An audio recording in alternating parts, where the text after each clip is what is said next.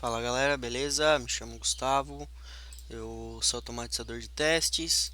Nesse vídeo então eu vim apresentar aqui para vocês, os comandos mais utilizados dos Cypress, né? Os comandos essenciais aí para vocês aprender, né? Bom, então aqui eu criei um arquivo de teste chamado commands, né? E aqui dentro a gente vai alocar esses comandos, né? Então eu vou começar colocando aqui o nosso describe. Vou colocar aprendendo os comandos de Cypress. Claro, existem milhões de comandos ali no Cypress, né? Então eu vou ensinar só alguns, né? Os mais utilizados, mais conhecidos, para vocês que estão iniciando já se familiarizar e aprender, né? Então dentro do describe aqui eu vou colocar um it, vou colocar comandos do Cypress, vírgula, isso aí. Bom, o describe ele nada mais é do que o título do seu teste e o it seria todas as ações que o Cypress vai fazer, certo? Vou dar uma aumentadinha aqui para ficar melhor. Bom, o primeiro comando aqui que a gente vai aprender é o SciVisit, né? Para que ele serve então? O SciVisit ele serve para acessar uma URL. Né? Então, quando tu precisar acessar um sistema, né, algum ambiente, algum URL, tu vai utilizar o SciVisit, certo? O próximo comandinho aqui temos o SciGet, tá? O SciGet é um comando que tu vai utilizar ele para o resto inteiro do teu teste, né? Para que ele serve? Ele serve para pegar um elemento HTML. Então pensa assim, ó, tu tens lá um botão, certo? Tu tens um botão e tu quer trabalhar em cima dele. Tu vai utilizar o SciGet para pegar esse botão e trabalhar em cima dele, certo? Então é isso aí. O próximo comando aqui, ó, a gente tem o SciTape. O SciTape, para que ele serve? Depois que tu pega aqui, ó, um campo utilizando o get, tu tens a possibilidade de escrever dentro de um campo utilizando o SciTape, né? Então, quando tu precisar escrever alguma coisa, mandar o Cypress escrever dentro de um campo, tu vai utilizar o SciTape. Depois do SciTape, nós temos o SciClick. O SciClick ele serve para clicar em um elemento. Então, quando tu precisar clicar em um botão, clicar dentro de um campo, tu vai utilizar o SciClick. Um outro comando aqui, nós temos o SciWait.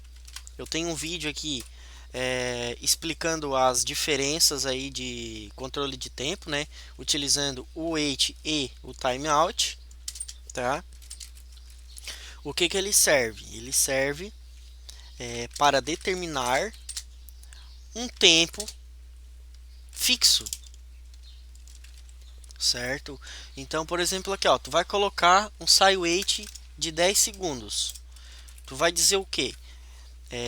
O Cypress vai entender o seguinte: vai ter 10 segundos para ele esperar, para ele ficar carregando e depois partir para o teu próximo teste, certo? Então é isso que ele vai fazer, tá? Já o timeout ele é um pouquinho diferente, tá? Ele é um mais utilizado porque ele também espera por um determinado tempo, porém ele não espera por um tempo fixo. Enquanto o SciWait tu coloca, por exemplo, aqui ó, 10 segundos para ficar carregando até que o elemento seja visível. Mas dentro desses 10 segundos, ele vai esperar os 10 segundos, né? Ele não vai terminar o tempo antes. O timeout não. O timeout, se tu coloca 10 segundos e o elemento apareceu durante 2, 3, 5 segundos, ele não vai precisar carregar até 10 segundos para te avançar para o teu próximo teste. Né? Então, se tu define aqui um timeout de 10 segundos e o elemento apareceu em 5, ele vai esperar ali os 5 segundos e vai continuar com o teste, né? Sem precisar esperar esses 10 segundos aqui. Tá? Então, por isso que ele é bem utilizado aí. Temos também o SciIntercept. O SciIntercept, o que ele faz? Ele interage interage com as requisições, né, com os endpoints, as APIs, né? Então, o que que ele faz? Pensa assim, ó, tu vai acessar aqui o site do Google, tá? E quando tu acessa o site do Google, é disparado algumas requisições, algumas APIs, né? E uma delas vai dizer o seguinte, ó, a API já carregou com sucesso, já deu o código 200, então o site está preparado e pronto para te poder trabalhar dentro do site do Google, né? Então o intercept ele pega o método daquela requisição, tu vai informar lá qual é a requisição que está sendo carregada e aí tu espera, né, até que ela seja respondido utilizando o SciWait, certo? É até uma maneira mais fácil, mais prática de utilizar. Eu tenho um vídeo só sobre isso falando um pouquinho melhor, tá? E é assim que funciona o SciIntercept. Falando um pouquinho também das APIs, né, entrando no gancho, nós também temos o SciRequest. Para quem vai fazer testes de API, né, ele serve simplesmente para pegar uma API e interagir com a API, certo? Então, assim, ó, da mesma forma que tu tens o SciGet para fazer teste de tela, para pegar um elemento que tu vai utilizar bastante, para teste de API, o comando principal aqui é o SciRequest, né, onde tu vai trabalhar em cima de uma API, certo, galera? Bom, temos também aqui alguns comandos de foco, né? Então, por exemplo, tens o focus, que é para ti o que, né? Focar em um elemento. Então, tu usa lá o SciGet e depois dá um ponto focus, ele vai focar só naquele elemento. Como também nós temos o blur, né? O SciBlur para sair do foco. Então, nós temos o SciBlur para sair do foco que tu acabou focando aqui, certo, galera? Temos também o SciLog.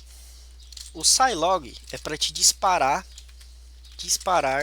uma mensagem no log, né? Então, quando tu está rodando o Cypress, ele aparece um quadrinho esquerdo aqui, ó, rodando todos os comandos que tu deu para ele rodar, né? E se tu colocar um SciLog dizendo assim, ó, teste concluído com sucesso, no final ele vai disparar essa mensagem ali dentro do log, certo, pessoal?